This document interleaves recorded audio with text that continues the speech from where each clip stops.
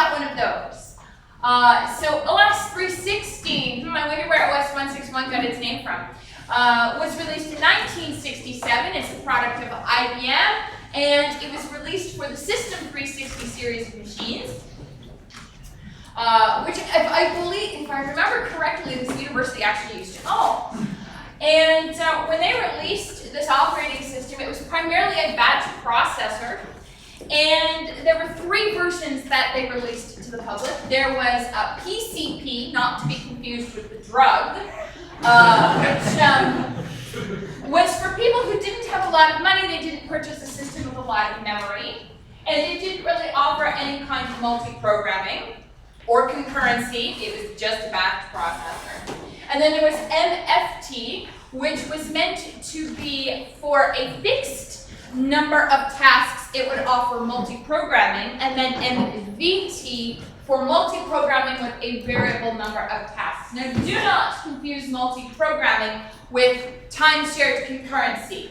IBM tried to get it to work for MVT, and they failed. They couldn't get it working. And so it wasn't until 1971 that IBM finally got time sharing figured out and was able to release it.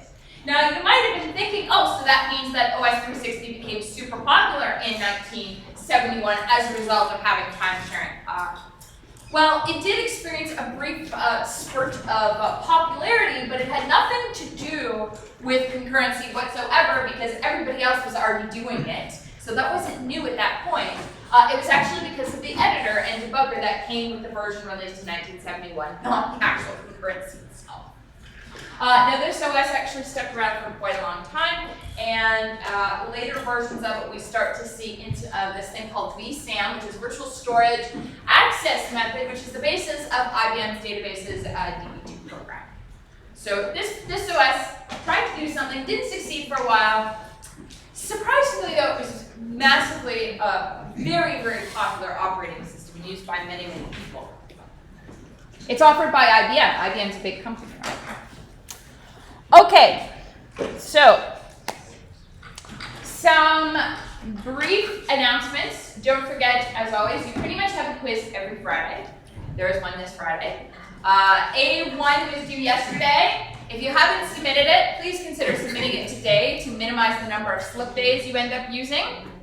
There is nothing special you need to do to use your slip days. Simply submit after the deadline, and we will take care of everything else. And if you're worried about the traffic problem, you're like, oh, I didn't get it within the timing constraints, as opposed to Piazza, the traffic problem is really meant to give you some experience using different synchronization primitives. And we could just say, solve this traffic problem, and there are a billion really, really simple ways that you could solve it, but they're not very interesting. So by giving you those timing constraints, we are trying to get you to explore different ways that you can actually use those primitives. And it becomes kind of a challenge.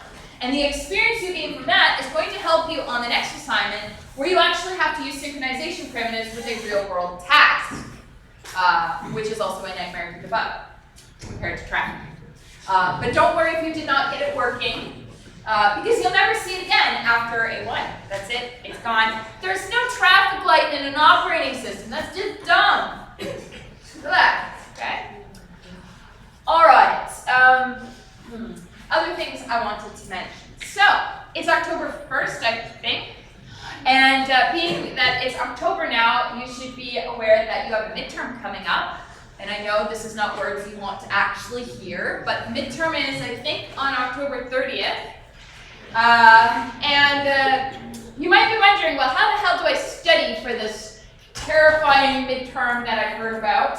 The answer is go to our course website. So I'm going to take you there now. I've already got it loaded. Here we go. With its fresh style. Up until this term, it looked like 1980s. Our INSG was so nice to update it for us. So if you go onto the course website, you'll look on the sidebar there and you'll see something called exam information. Click on that. And when you do, you'll see study aids. And under study aids, you'll see sample exams with solutions. And you're probably thinking, oh, they're giving us 1 or 2 pretend exams. No. This is pretty much every single midterm and its solutions. Going back to when I took it. Now, I am aware that the 2019s have not been added to the website. I will post them to Piazza. So, you have everything you could possibly ask for to study for that midterm. Yes? What's CS350 for? So when I was an undergrad, this course was actually called CS354. And I think it was the term before I took it, which I think was right after winter '03, they changed it to 350. And 343, which is concurrency now, used to be 342. I do not know why they changed the numbers, they just did. It seemed very random at the time. I'm sure they had their reasons. Yeah. All right, now you might be thinking, okay, so I'll start with winter 2003, when I was like 4 years old, and I'll start studying from there. Please don't go that far back. This course used to have proofs.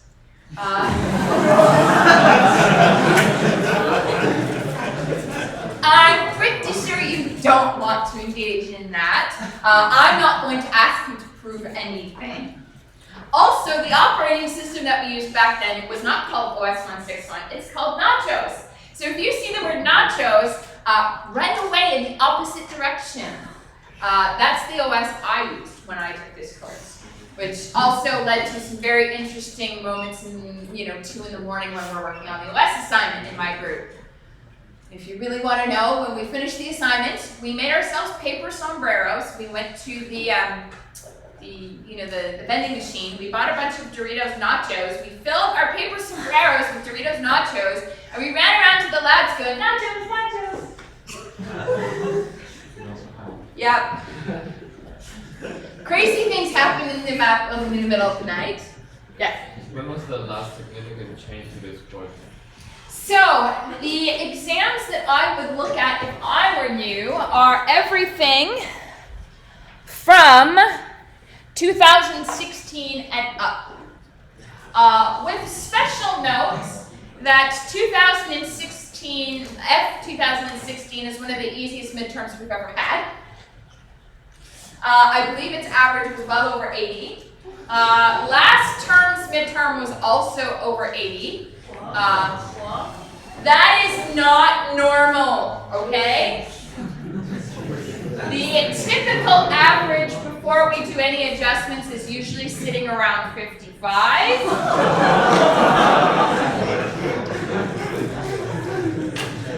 Which we usually bump up, obviously. To be honest, it is very difficult to come up with a fresh exam every single term and have it be appropriate difficulty. We do have test writers, but at the same time, something that seems simple to me or to the other instructor who have been doing this topic for many years may not exactly be simple to everybody else, especially when our test writers are also OS students, not OS grad students. So we do our best to not get a 55 average, but that tends to be where it is. And I'm warning you now because you've got 30 days to peruse this list and get some experience. Now, if you're saying, where's the final list so I can study for the final? Yeah, we don't have that. Consider yourself lucky to get every midterm. We are not leaving you out in the dark for the final, however. There is even more study material available on the course website than just this. There is also this thing called review questions, which are student-created review questions from the last 20 or so years. We have ones that do not have solutions. They are the CS350 review questions. Again, if you see the word nachos, ignore it. Don't be surprised if you see some concepts that we haven't covered or you've never seen before. You can just quickly ask about it on Piazza, but the chances are, if you've never heard of it, we probably haven't covered it, and it's not expected for you to know. And then going back even further, we have the CS354 study questions, and someone about 10 or so years ago actually went, well, maybe 5 years ago, went through and found the questions that were actually relevant out of that list, and the 354 ones actually do have solutions. They are student produced, they do have the odd mistake in them. You have lots and lots and lots of resources for studying. So now you know what is available to you, so, get started, right? Okay. So what I'd like to do now is we're just going to review what we were doing last class.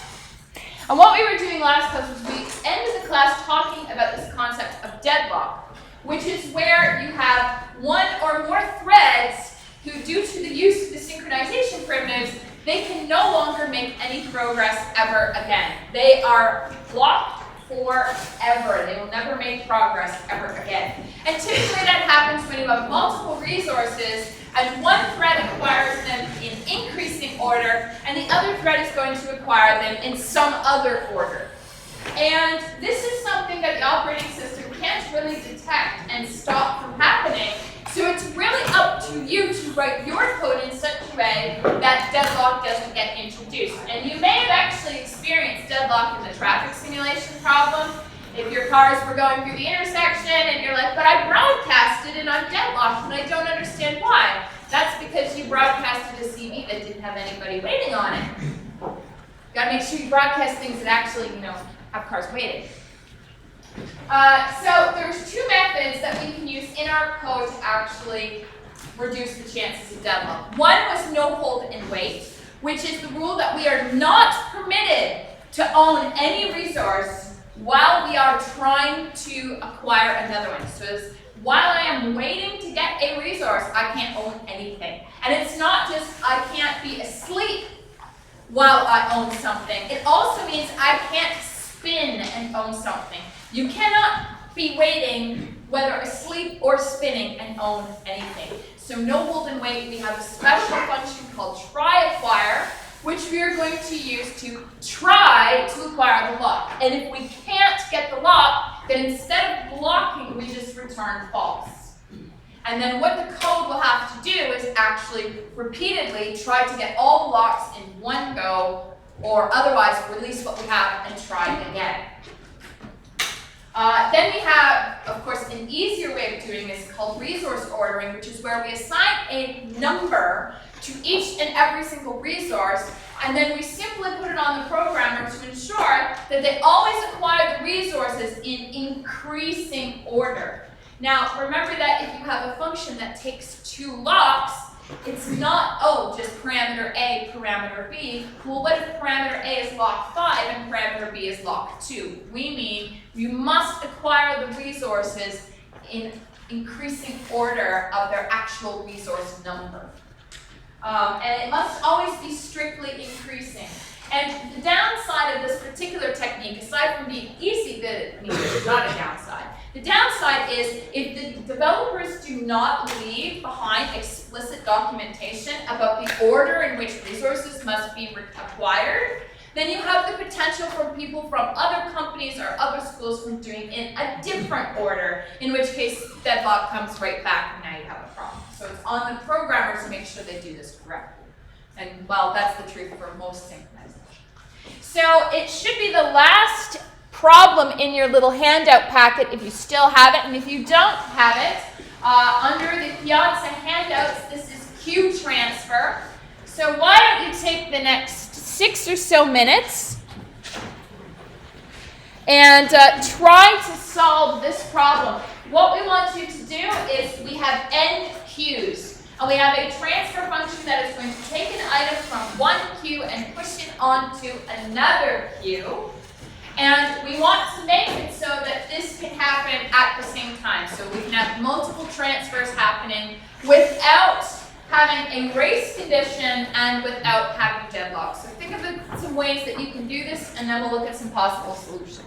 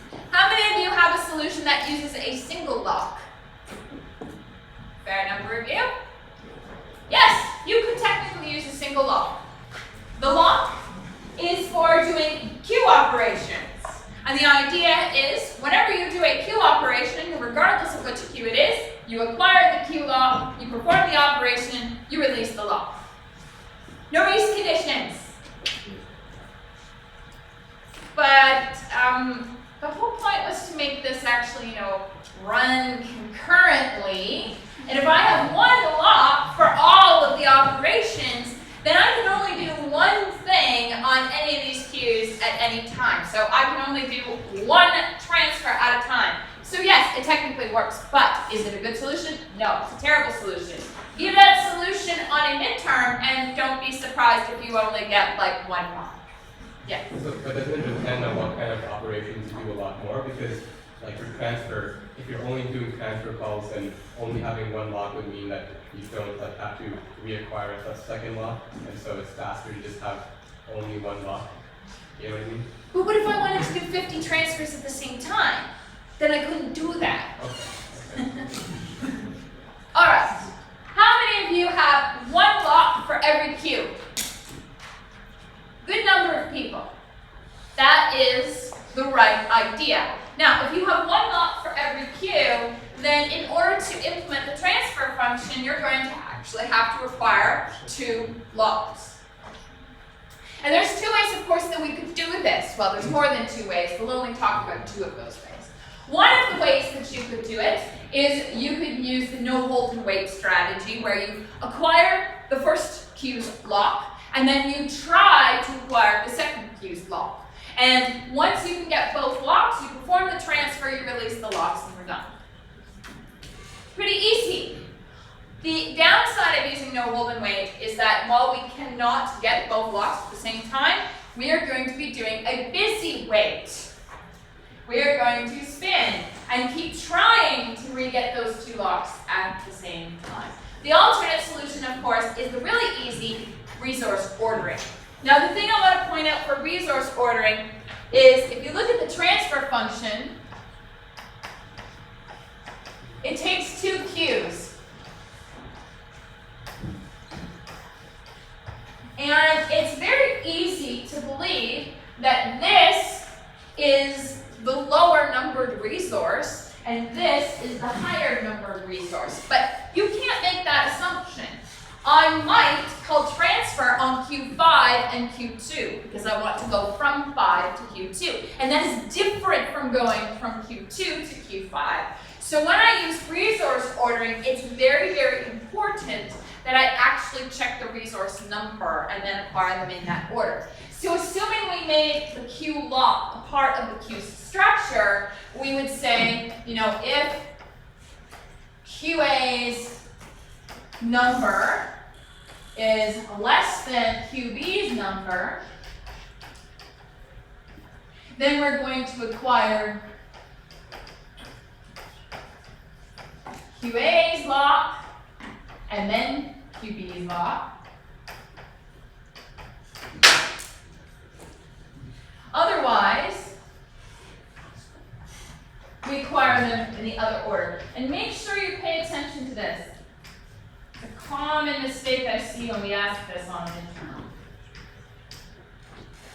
You are not acquiring them in the order which they are passed as parameters. You are acquiring the resources according to their number. So make sure you check and sort them. If I had 3 resources, then I would have to actually compare the numbers of those 3 resources and acquire them in order. So one of the downsides of using resource ordering, aside from having to communicate your ordering, is that if you needed to acquire n resources, then you actually have to sort those n resources in order to acquire them. And of course, you all know that sort, we're looking at an n log n best case scenario. Yes? Is it possible to use more than n logs and make additional assumptions on the structure of the queue? And then you have one log at the beginning of the queue and the other at the end. So when the transfer function tries to acquire the logs, it acquires a read log and a write log. Would that make the solution more efficient? Oh, I'd have to sit down with a piece of paper and think about that one.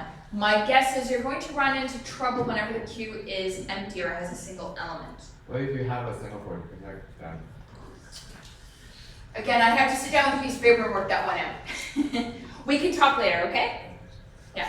Now, are there other solutions? Yes, actually there are other solutions. Do you have a question back there? Yeah. Yeah, do we have to release the queues, the resources in the same order? No, we don't.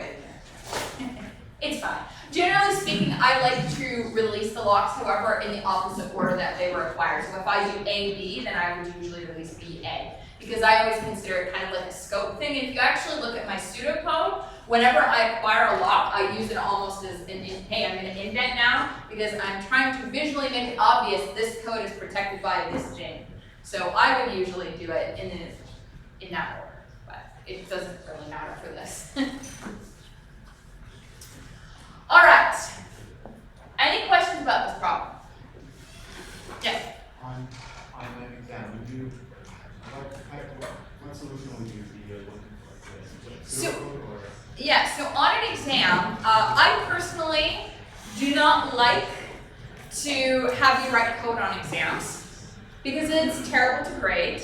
And this is not CS135 or CS136 where we're going to sit there on an exam and be like, did you match all the brackets? That's not a semicolon, that's a colon. I'm gonna assume if you make it to the midterm in this course, you can probably write C code. So I may ask you implementation problems on the midterm, but you will either be asked explicitly to provide pseudocode, or what I prefer even more is to just have you list the steps. Because I find a lot of student pseudocode is hard to read. So it's much better if I just ask you to list the steps to implement this particular problem. Or draw me a state diagram to show me the flow of traffic through here. That's not to say you won't get a pseudocode question, but I'm not judging your C code. If you can write your pseudocode however you like. I would advise against writing your pseudocode on an exam in Prolog. I'm the only one in the course staff that knows Prolog. And if you've never heard of Prolog, don't go down that rabbit hole unless you got some time. It's a bit scary. All right, any other questions? Okay. So with that then, that is the end of threads and synchronization. So let us go over now to our magical new topic,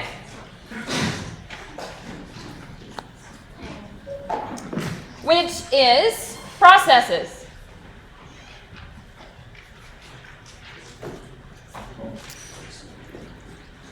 All right, I guess I should turn those lights on. Go.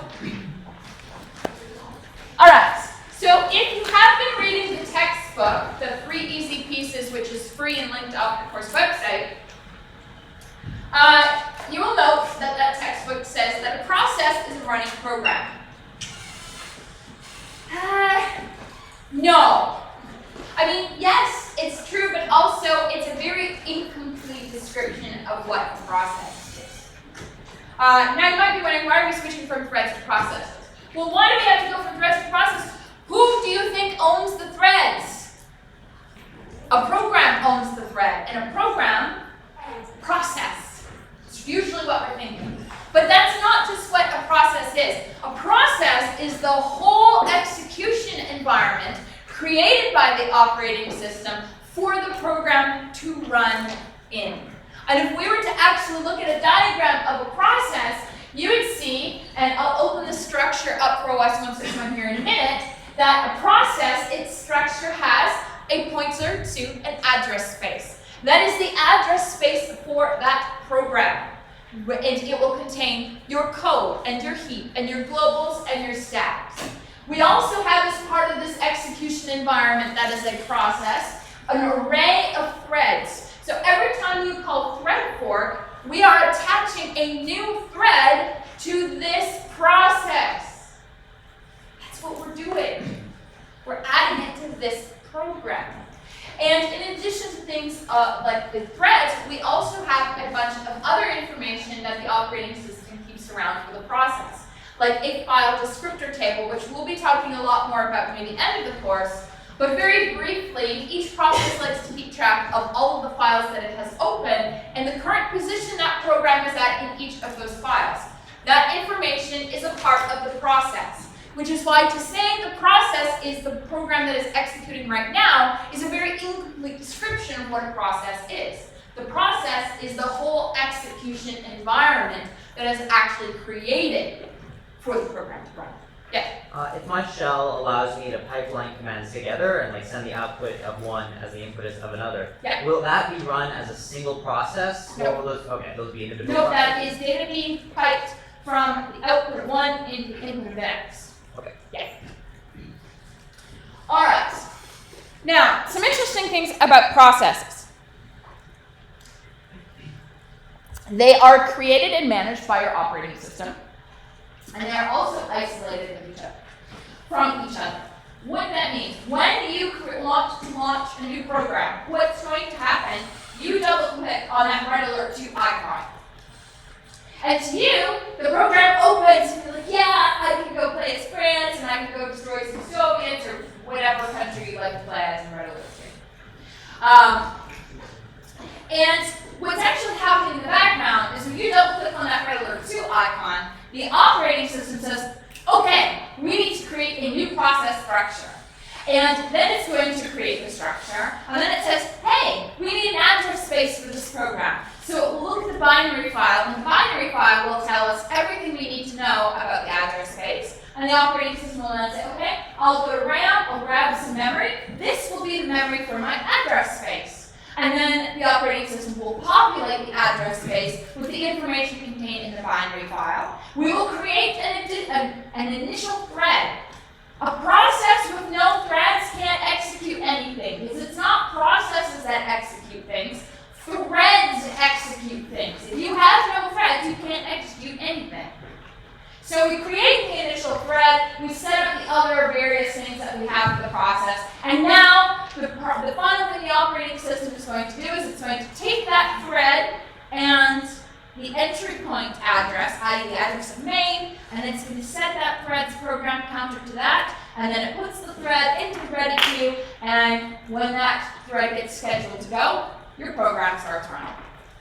All of that happens behind the scenes in the operating system. Now, we obviously want to we say that processes are isolated from each other. If I'm in Red Alert 2, and I always play as Allied, I like to play as France, but I like the big camera, it's awesome.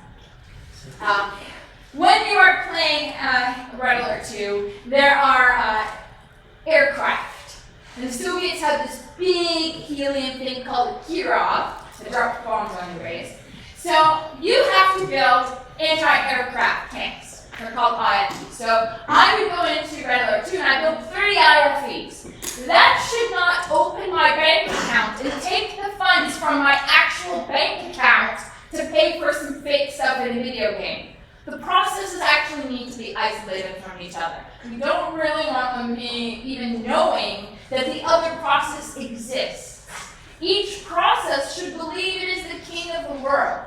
This is for both abstract design and security, and we'll get on that not today, but another day. And our operating system, of course, is going to manage everything that we have here. Yes? Is there a way to bypass that? Like on my computer, I have to have X ports running if I want to do X11 forwarding.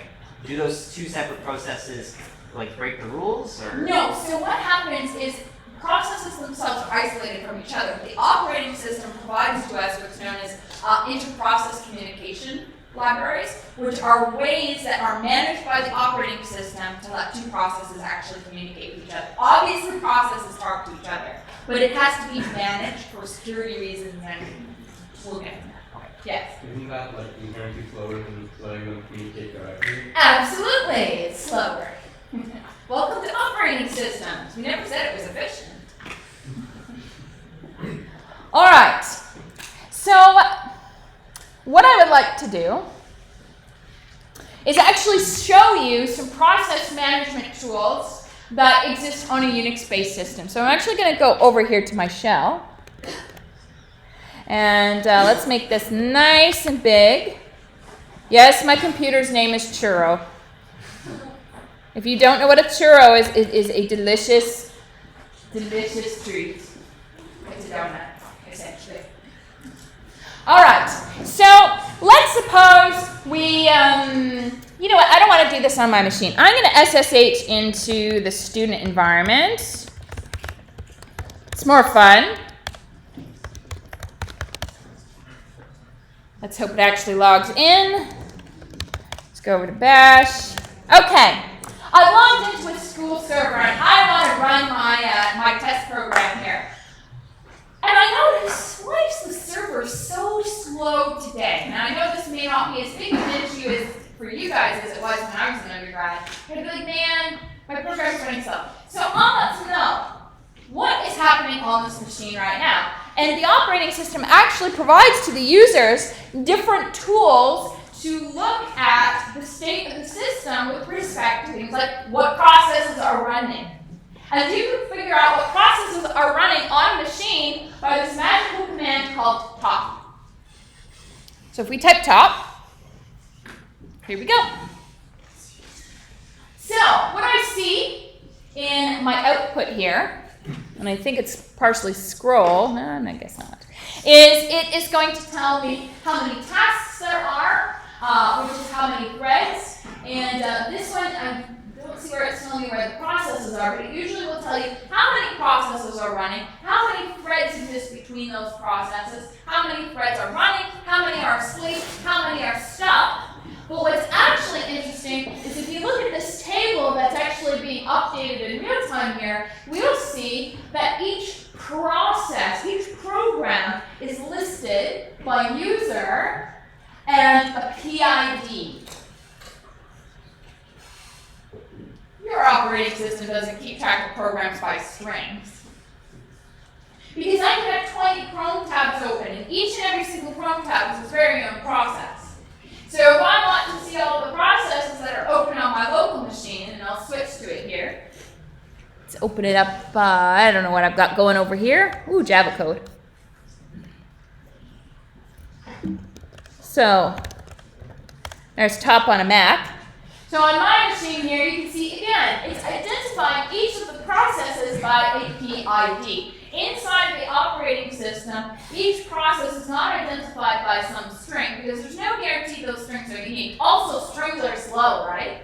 The operating system is going to assign each and every process a unique identifying number. No two processes can have the same number. They must all be unique.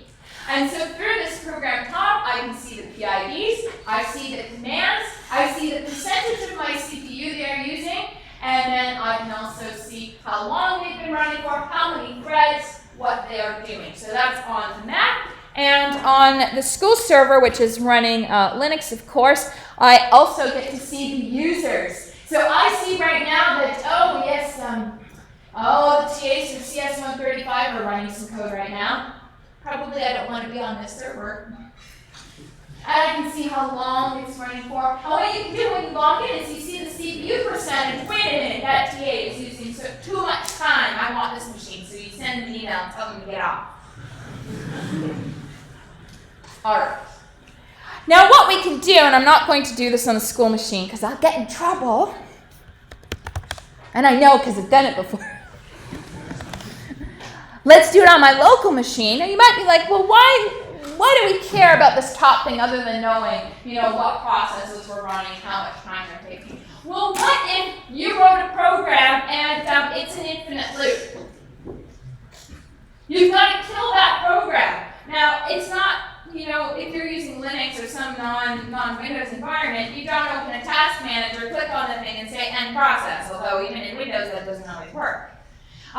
In Unix-based operating systems, what we can actually do is we find the process that's running away, and we find its PID, and we have a magical command called kill, which terminates the process. These are all process management calls. Now, let's see, how do we find it? Well, what if and I'm sure you've all done this even if you don't want to admit to it, you're trying to get some piece of software from a rather unsavory website, whereas websites. And when you navigate to that website, you get a pop-up. And it says, you've won a prize. Click OK to continue. There's an OK button and an exit button, and you're like, oh, shit. It doesn't matter what button you push, you get a virus. And you know that. So what do you do? Well, you've got to figure out which Chrome tab which Chrome process that is. So there's another command to find processes called PS. And I'm going to search for processes named Chrome. And here it is. And I know it's given us all this output, and it's all, looks like gobbledygook. That's actually all of the information about the parameters and arguments to each of those processes. And if you look through this, let me tell you, that little pop-up window that you know is a virus, it's really obvious which one it is. And then what do? Now, I like to kill it with fire, which is kill-9. Let's kill 877. I don't know what I'm killing here, but I don't really care. Maybe I do care. Well, yeah, let's kill that. There we go. And now, 87739 is dead. And the work I had open in the other Chrome tab when I accidentally went to that bad website is preserved, and I don't get the virus. All of these tools are provided to you by the operating system to do process management. And there are more than this. There are management tools to create a new process that's a clone of the existing one. There are management tools to terminate processes. There are management tools to tell processes to be nice and share the CPU better. In Linux, it's actually called nice, and what it does is it changes the process's priority. There are all different kinds of processes and process management calls that we have. So let's see what some of those are. And by the way, please don't kill your friend's processes. They may not be your friend anymore. Pardon? You've already tried and it's not allowed. No, I know it's not allowed. Because when I was in undergrad, it was allowed, and so I took rather liberal advantage of it. I didn't like sharing servers when I was in undergrad, okay? So let's look at the different process management calls that we have. We have process management calls to create a process. These are fork and execv. And Linux and OS 161 support both of these. We have ones to destroy processes, exit and kill. OS 161 only has exit, doesn't have kill. We also have process synchronization.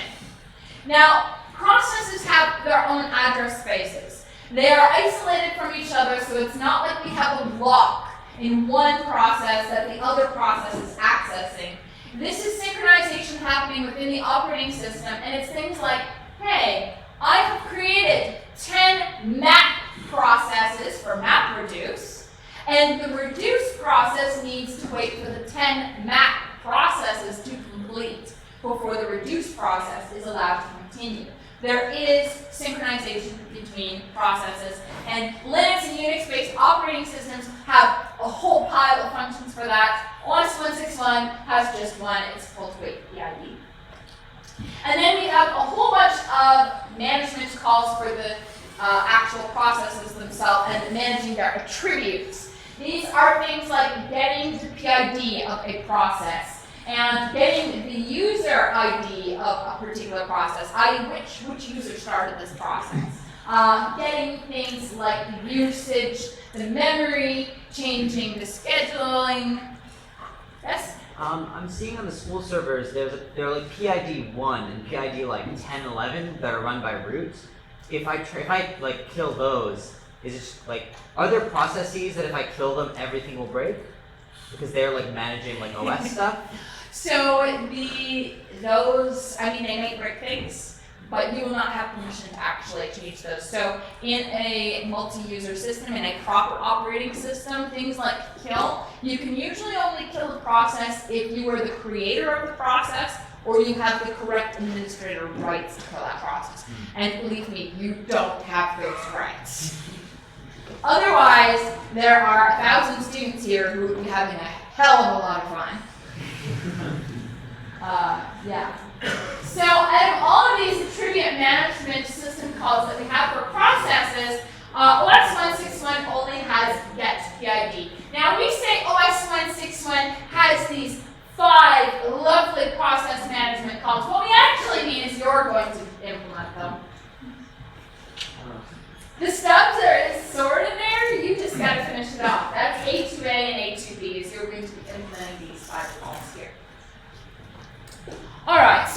to do now is I'd actually like to show you a process structure before we go into what each of these are, just so you have an idea as to what each of these calls are going to do. So let's go over to another web terminal. And let's go into our code directory. So in the current directory, I'm going to open include proc.h.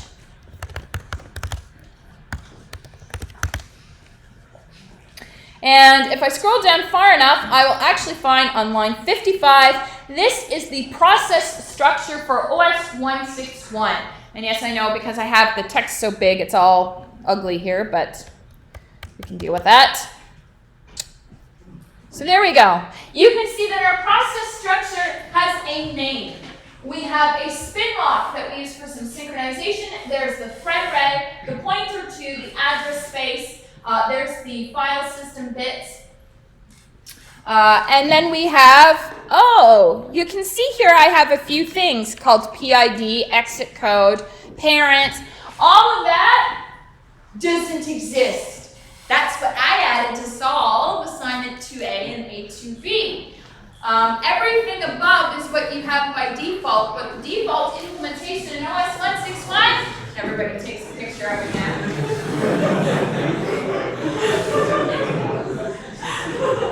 Whatever. It's not going to help you any, believe me. So we don't even have a PID right now. Processes are not implemented fully in OS 161 yet, and it is up to you to finish that. All right. So then, I forgot that was in there, but whatever. Let's look at what each of these little process management calls actually do. So we have the fork call. What fork does is it creates a brand new process. So we are actually going to create a new process structure. We create a new address space and a new thread array. We are going to assign it a new PID. No two processes can have the same PID. But what fork also does is you might be like, well, what is the program that the forked process, this new process, runs? Fork creates a new process who is an identical clone to the calling process. Now, it's not that the structure is identical and the PID is not identical, but the contents of the address space are. When you fork a process, it is a new process whose address space is the same as yours. So everything that you have on your stack, they have on their stack. Everything you have in your heap, at the point of calling fork, they have in their heap. And when fork returns, both you and the new process will continue executing from the exact same instruction. Exact same one. Because you both return from fork. Now what's interesting is there's one tiny difference. Fork to the parent process, that is the one that called fork, is going to return the PID of the child process. And fork to the child's process is going to return 0. So 0 is not a valid PID. It is how we are differentiating between a parent and a child. Now you will note that when we talk about processes, we start talking about relationships between those processes. And when we talk about threads, we don't talk about relationships between threads, because threads don't have relationships. I don't know, maybe the water students.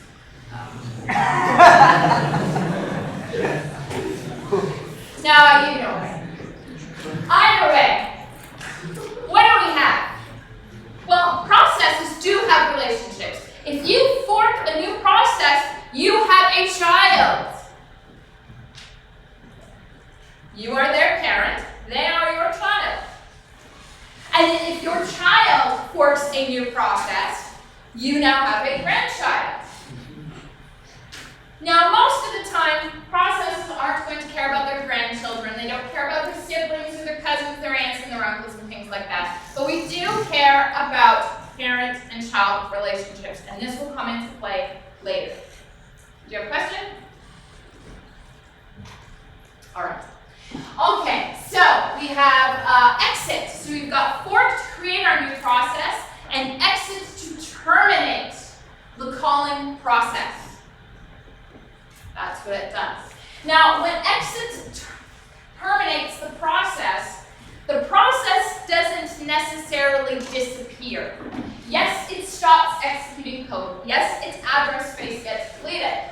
But if that process has a parent, and that parent is alive, well, if your child dies, wouldn't you like to know why they died?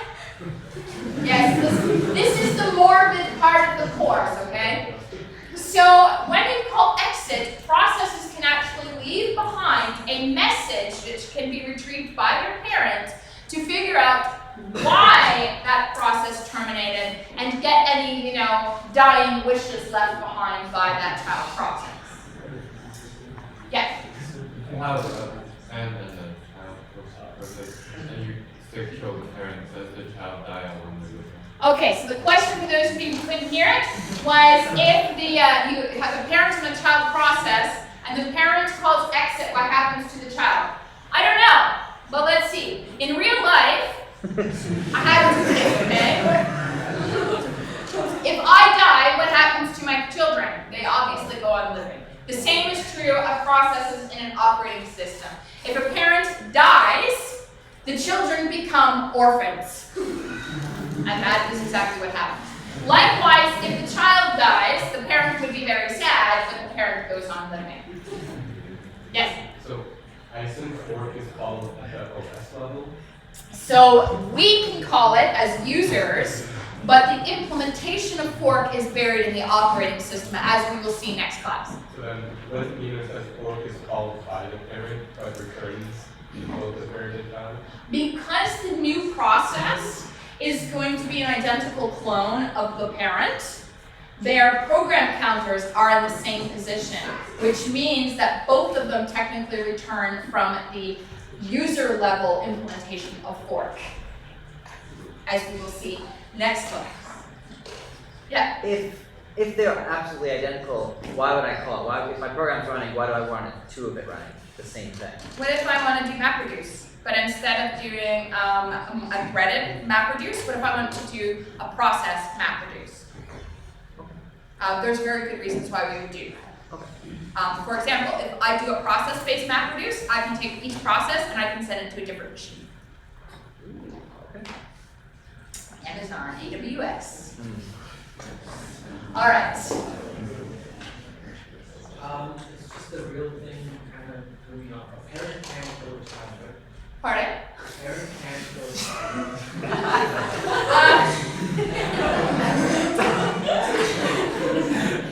So in our operating system, that is not permitted.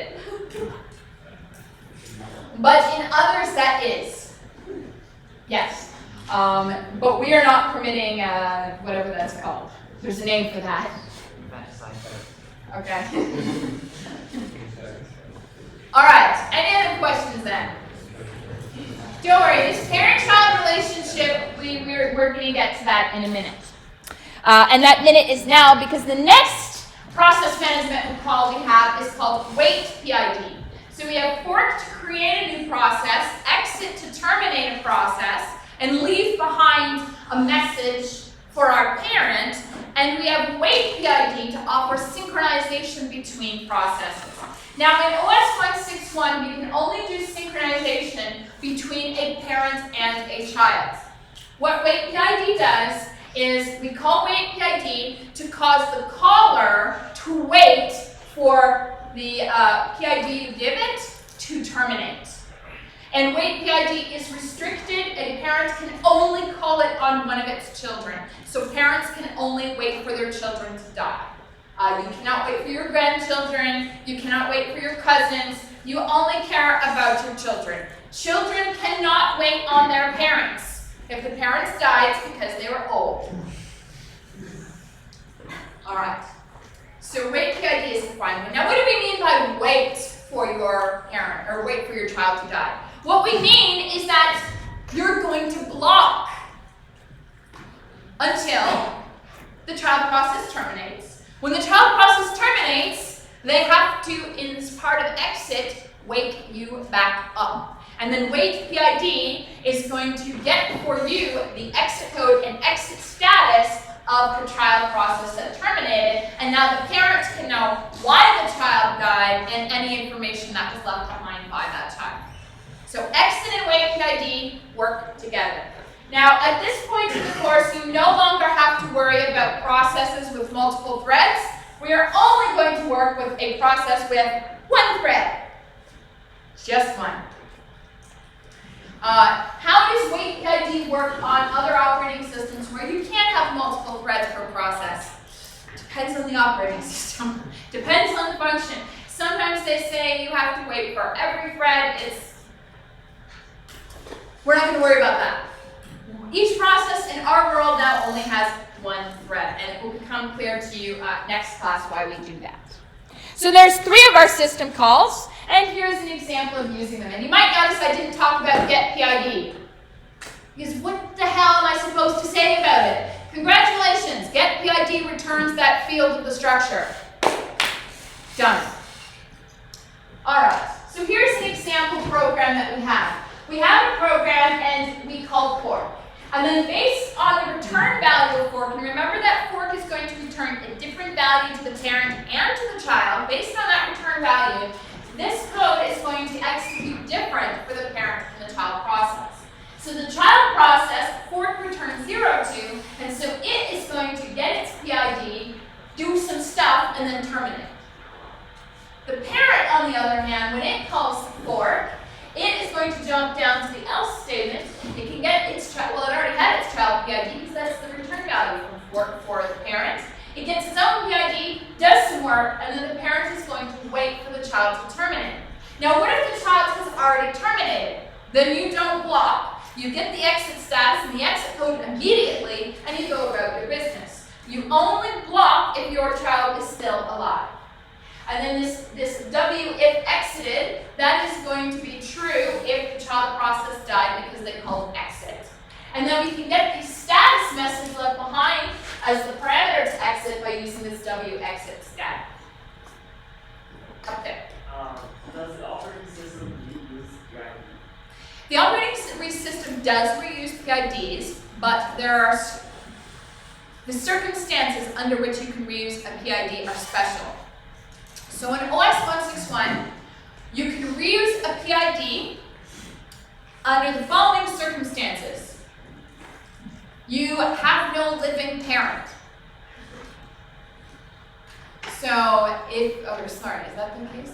So if you are a parent, I'm thinking about when is it safe to delete the process. If you are in process and you have no living parent, since a process can only call waitpid on a child, if your parent is dead, you're an orphan, so nobody can call waitpid on you, which means you can delete yourself and reuse your PID. Likewise, there's a few other circumstances we'll talk about at a later date. But essentially, you cannot reuse a PID if it is at all possible for somebody to call waitpid on it. So it's only safe to reuse when that is not possible. And there are 3 circumstances which I'll talk about probably next week in which that happens. Yeah. The child exit, what is that variable and where does it come from? Oh, this is just pseudocode, right? Okay. So exit takes a parameter, which is the message you are leaving behind. And that's stored in the operating system until either your parent terminates or your parent calls waitpid. Think about it. Would you like to leave behind a message to indicate that you succeeded or failed at whatever task you were asked to do? So that's essentially what we're using that for. All right. Now, a couple things to keep in mind here. Even though both of these programs look like they're using the same address space, the 2 processes have separate address spaces. The contents of those address spaces are identical up to the fork.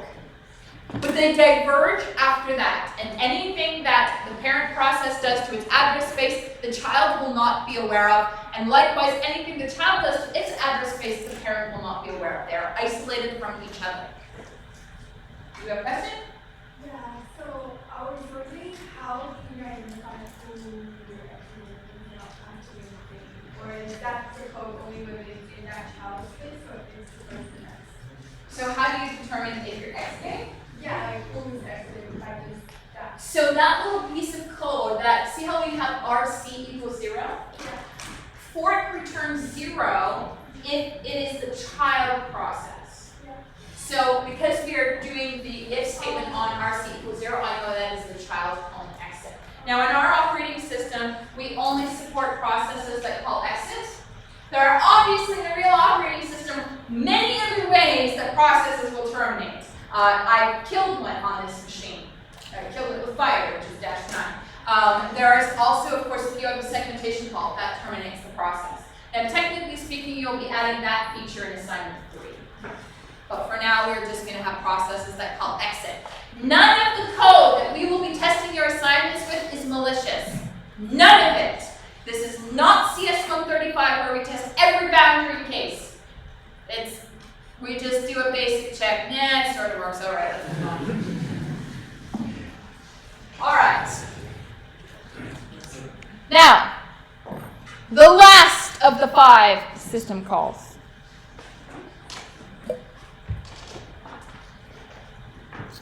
The last of the 5 system calls is execv. And this does something very different. It does not create a new process. Not a new process at all. What execv does is it changes the program that an existing process is running.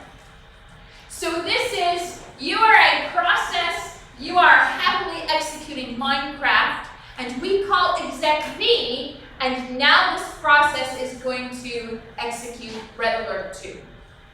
The process structure is the same. It is the same structure. It has the same PID, but the address space has to change. Because obviously, there's a big difference between the address space requirements from one program to the next. If I am at Hello World, I need at best 1 kilobyte of memory for my address space. If my Hello World program calls execv MATLAB, I can't fit MATLAB's bloated 5 gigabyte address space into Hello World's 1 kilobyte one. So what I have to do with execv is when I call this to actually change the process or change the program that the process is running, I have to actually create a new address space, load the program for the new program into the new address space. I attach the new address space to the existing process. I may change the name of the process, and I may change the threads for the process, but the rest of the structure remains the same. And now process 87 is now running MATLAB instead of Hello World. Yes? What's the difference between this and just exiting a process and beginning a new process? There is a lot more work involved with terminating and then restarting a new process. As you will see when you implement it, execv is a little bit faster. Okay. A little bit faster performance. To be fair, I've never used execv. I've only ever used fork and exit. I have never I've been coding in C since about 96, 97, and since then I have not once ever used execv, of my own free will. Yeah. So in what case would your program ever be calling execv, like Chrome, for example? Would that ever call execv itself and launch something? So normally where you will see execv used is you fork a new process. So you get the new process created, and then you immediately call execv to load the new program. That's the more common way that you will see this used. And in fact, I think this call on many operating systems actually has a fork in it, but ours does not. Like on a lot of other operating systems, it actually creates a new process and then loads the program. But ours does not do that. Ours just changes the existing program. Now you might be wondering, what happens to things like the parent-child relationship with execv? Well, if you go home tonight and you dye your hair fluorescent green, your parents may not like it, and they may tell you to your face, I'm disowning you for having fluorescent green hair. But they cannot genetically change the fact that they are your parents. And the same is true for processes. You can change the program that you are running, but it does not change the parent-child relationship. That remains no matter what code you execute. You cannot change the parent-child relationship. And yes, that does mean that I can call waitpid on my child's process even if they have called execv 300 times. They are still my child no matter what color their hair is. My daughter wants to dye her hair blue. She's 5. All right, so here is an example of using execv, and this is using some of the sample programs that exist in OS 161. So we are going to set up some arguments to our program, and then I call execv. Now you will note it takes 2 parameters. Many programs are not just, calling Chrome. Many times when you start a program, you've probably done this sometime in university, actually take command line arguments to tell them what to do. So execv has to have a mechanism to pass those command line arguments from the caller into the address space of the program. And so the first parameter is the name of the program that you want, and the second parameter to execv is an array of pointers to strings that are the arguments for that new program. You do not have to have anything in there, in which case you can pass null, but, well, not null, you have to have, it's a null terminated array. Now you will note that after we call execv, it says, if you see this, execv failed. Execv, if it succeeds, does not return. Because if execv succeeds, it means that we successfully created the new address space for the new program. We successfully loaded the program into it. We successfully told our thread what its new program counter was, which is an address in the new program. And when that thread runs again, guess what it's going to execute? Starting from the entry point of the new program, which means if execv is successful, it doesn't return, because the calling program will not exist if execv succeeds. The only time execv should ever return is if it failed. And you might be wondering, well, why would it fail? Well, I could go back in time to the 486 I once bought that I was so excited. I paid $600 for 30 megs of RAM. I know you're laughing. It was like the 90s, okay?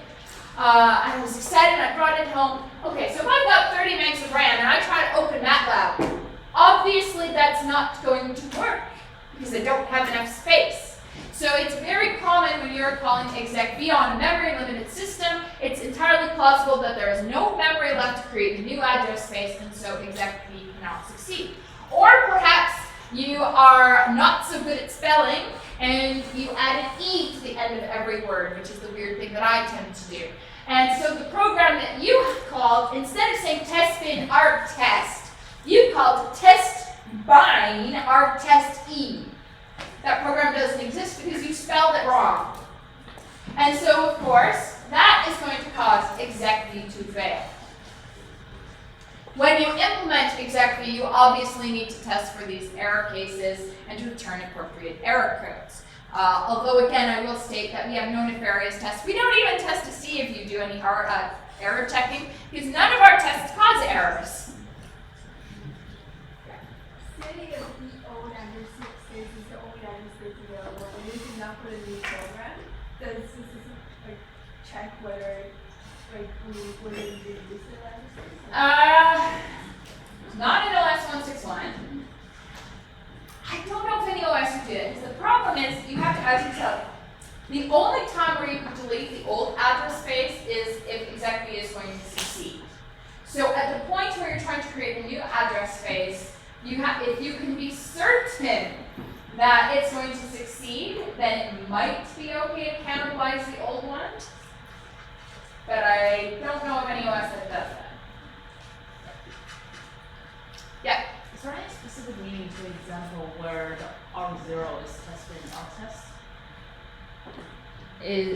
Sorry? Is there any specific reason that the args, the list of args have arg0 as tested? Oh, yeah, so it's very common for the first argument to be passed as the name of the program that we are running. And in fact, if you're doing, I think it's like C or Perl arguments, and you look at what's in arg0, it's usually the program's name. That's a pretty common standard. It's not true for every language, but it is pretty common. All right, yep. And then, similar question, why is arg3 just 0? So as you're going to find out when you implement this lovely function, is that you notice how we don't tell execv how many arguments argtest takes? We need some way of detecting how many arguments there are automatically. So we use a null terminated array. And you are going to be responsible for counting how many parameters there are, so we need a stopping condition. Would it be easier to add another parameter? Yeah. Are we going to do that? No. Of course not. All right, so here's another example of using execv, this time with fork. So what I'm going to do is I have my array for arguments, and then I call fork. So now I have two processes. Remember, at this point of fork, the two processes' address spaces, even though they are separate, the contents are identical with the exception of the value of RC. RC is 0 in the child, and it will be the PID of the child in the parent. So then what I'm going to do is, based on that, if you are the child, we're going to call execv. So now the child process is actually executing a different program, and then the parent can still wait for the child process to terminate. Because you have to remember that just because you change your hair color, it doesn't mean you're no longer your parent's child. Parent-child relationships are not impacted by things like execv. They stay forever. Forever and ever and ever. All right. Any questions about these? Yeah. So, like, in the OS, let's say someone runs a program that behaves badly and just creates a bunch of children or something. So, like, is there a way to kill all I know you're talking about. You're talking about a process fork bomb. So if you guys want to go, well, it won't work for you yet, but you can do it on your own operating system. Windows, you can do it in Linux or Mac OS. Go home tonight and write yourself a process fork bomb. And what it does, it's one of the very first programs I ever wrote, malicious software that I promptly sent to all my friends. What you need to do is you want to create a process fork bomb, you need to fork processes faster than they terminate. So you get an exponential number of processes being created. Now what's interesting is if you do this, and it's really only like 4 or 5 lines of code. It's a really, really small program to do this, and it's so much fun to write. If you're doing it in Windows, open up the task manager and see what happens. What you'll see is your program, like, it's really easy to detect if someone's fork bombing you, like process fork bombing you, because you'll see task manager like explode with copies of your program. But try to kill it. You can't. Because more are spawning at a rate faster than you can actually terminate. So in Windows, my friends, when I gave this lovely program to them, I told them, oh, restart your OS. Of course, I was real mean, and I might have made it a part of the Windows batch script.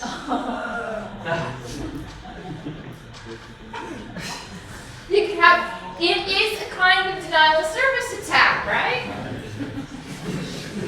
Go home, write one, and it's literally like 4 or 5 lines of code. It's really fun to watch, and they are easy to detect but hard to kill.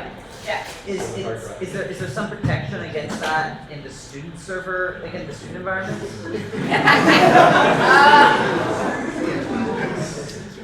How about you find out? Tell me. I'll let you know. Yeah, let me know. I'm curious. I even when I was an undergrad, I used much more curious and Sun-specific ways of having fun with the servers. I've never actually done that on the school. I don't know. I would like to know. You can be the guinea pig. All right. Let's settle down for another minute here. How would you actually like solve the problem you have to do? Do you just have to restart your OS, or do you kill the entire thing fine? So if you had just a thread fork bomb, it's a little bit harder to detect a thread fork bomb, but it's easy to kill because it's a single process. Now, if you had a way to select the processes by name, even still there's a chance that some of them escape. It's hard to kill. I don't know of any way to like really terminate those. So do you just shut off your OS? Yeah. And hope that it wasn't a part of the Windows startup. Yep. All right, I'm going to leave it here, and next class we're going to talk about how to implement these, and then next week we'll talk about A2A. Just wait, okay?